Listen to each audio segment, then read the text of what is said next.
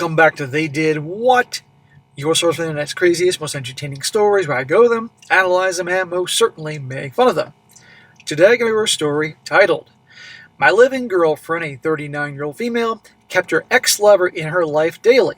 He's a committed man, and I fear I'm just a placeholder. I'm in doubt and in pain. And a shout to Tim for sending over this story.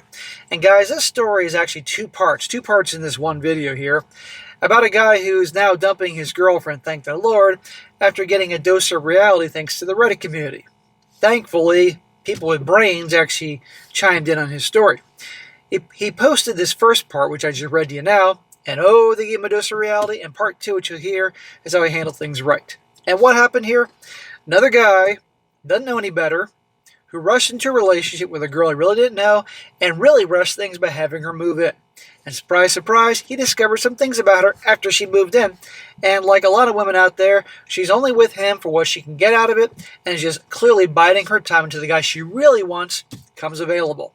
And you guys got to be so aware of this if you do relationships. That's why you go to your screening process. And women can be very heartless and don't care who they use until they get what they want. But fortunately, this guy put on Reddit, and Reddit helped him out. So, we can learn from his story and be entertained. So it starts off, says here, I'm 40 years old and I need a reality check. Brother, you have no idea, but you've come to the right place. I feel like I'm losing my mind. I met M, a 39-year-old female, in February 2025. Okay, I'm not going to call her M through the whole freaking video here, so we'll just call her Megan. Our relationship moved very fast. We fell in love quickly, and she moved in my house just a few months later, in around April or May. Smack! You moved her in after a few months? Didn't she have a place to live before? Didn't she have a lease? Didn't she have a home? Are you kidding me? No wonder she rushed things along. Free room and board from you. And fell in love? Come on, bro. Wake up. This isn't the movies. We've been living together since then. Things seem perfect. I trusted her completely. I gave her total freedom and trust. Smack! Yeah, let's see where this gets you, brother. Well, a few days ago, out of pure curiosity and without specific suspicion, I looked at her phone while she was out. It was beyond curiosity. Something triggered that dude. I found a chat in her archive folder from an unsaved phone number. It was a 42-year-old male. A man she's had a relationship with before me, a person whose name I've never ever heard before. Okay, we're not going to call him A through the whole video, so we'll just call him Alan. Megan and Alan. Megan had recently moved to a new job, and Alan is a former colleague. Alan is in a committed relationship, married or partnered, and before meeting me, Megan was his mistress. Aha, so she's archiving her conversations with Alan. Gee, I wonder why. I'm sure there's a lot more going on, dude. The chat confirmed that early in the relationship, she explicitly told him that she didn't want to be the other woman. However, while the text confirmed she initially said she wanted to end it to find a real relationship, the fact that their connection continued in secret demonstrates to me that she never actually let him go.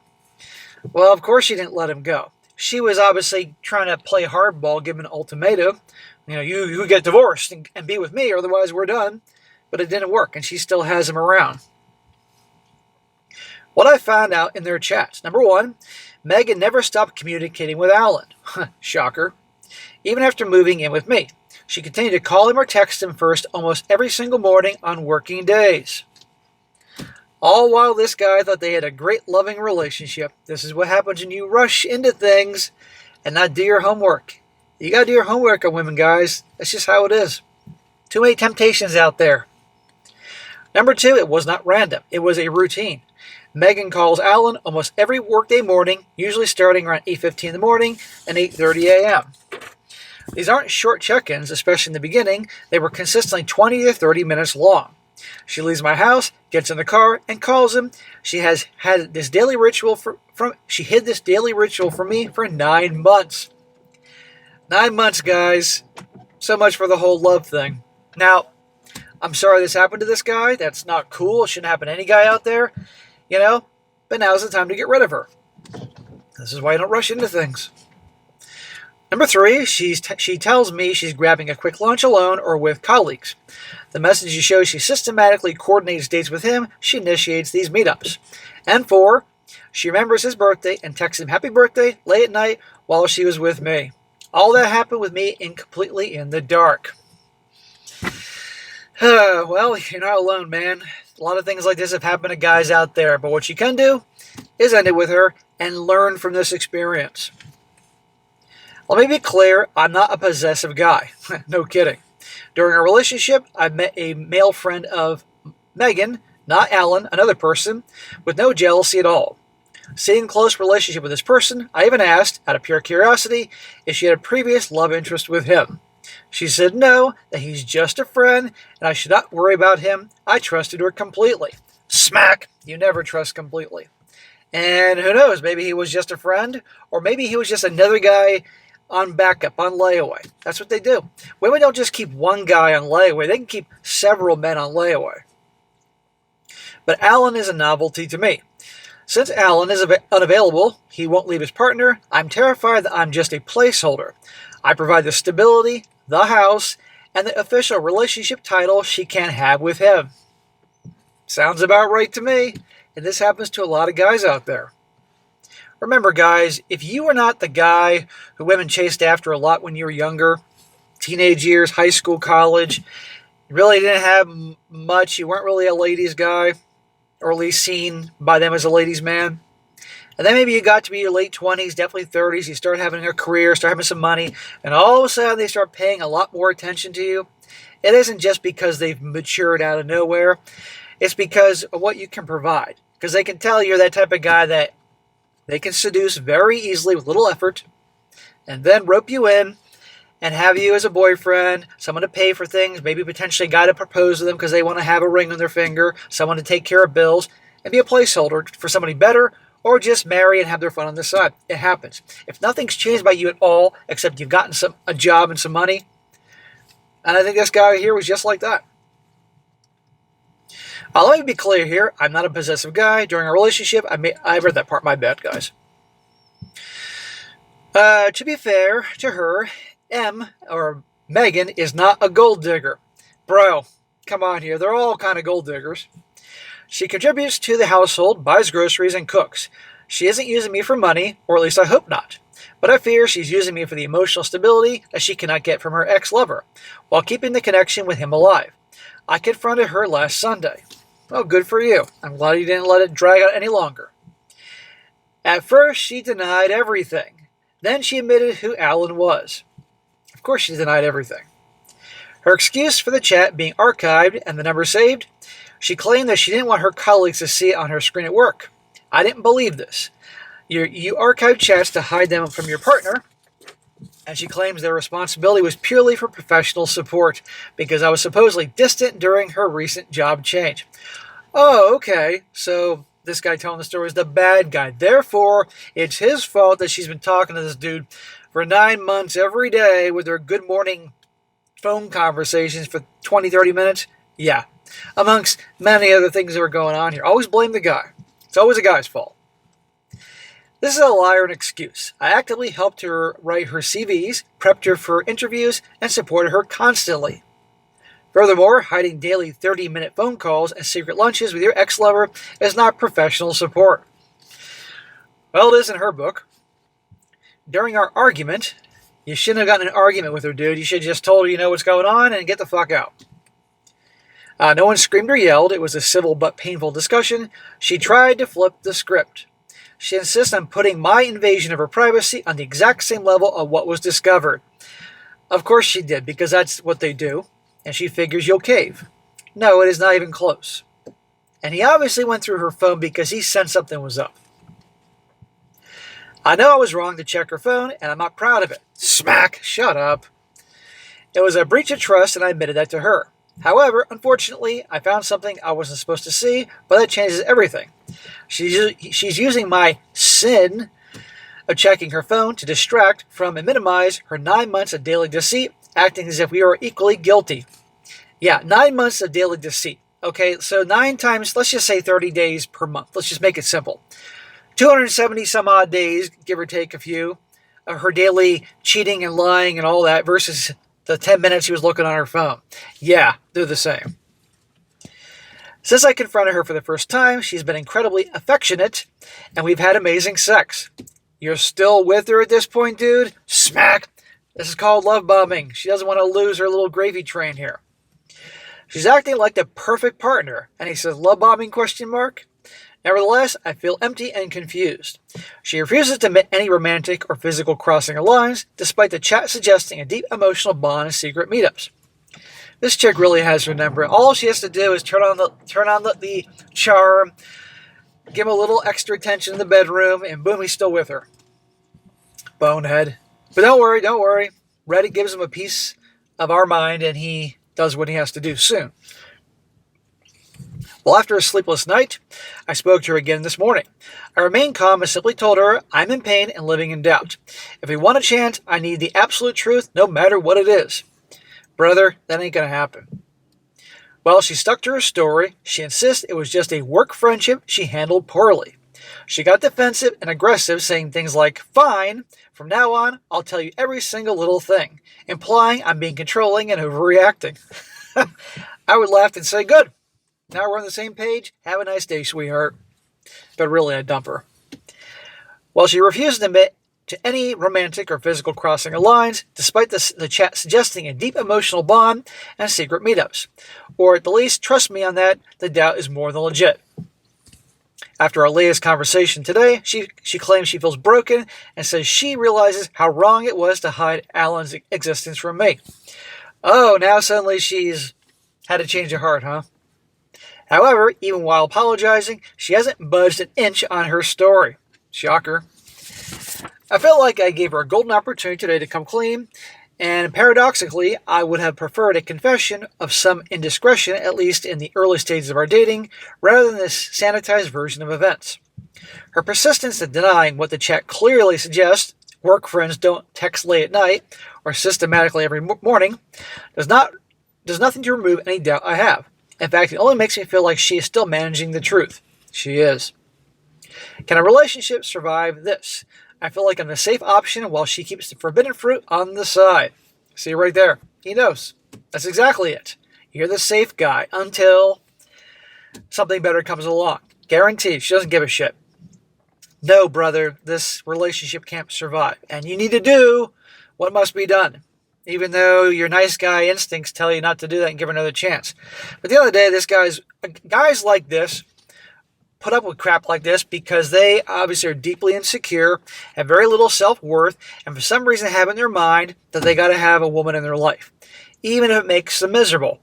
It's amazing to me with the way that they think, and they got to just put up with this crap. But fortunately, after this post, Reddit gives him a piece of their mind. And now we're on to part 2 on what happens. He says here, first of all, I want to thank every single one of you. Your comments on my previous posts were harsh, direct, and painful to read, but they were the exact reality check I needed. There you go, see? That's what guys need. That's why I smack guys on camera, because they need a smack upside the head. The verbal smack and all that. Yeah, this is what you need. You all helped me see what I was refusing and unable to acknowledge.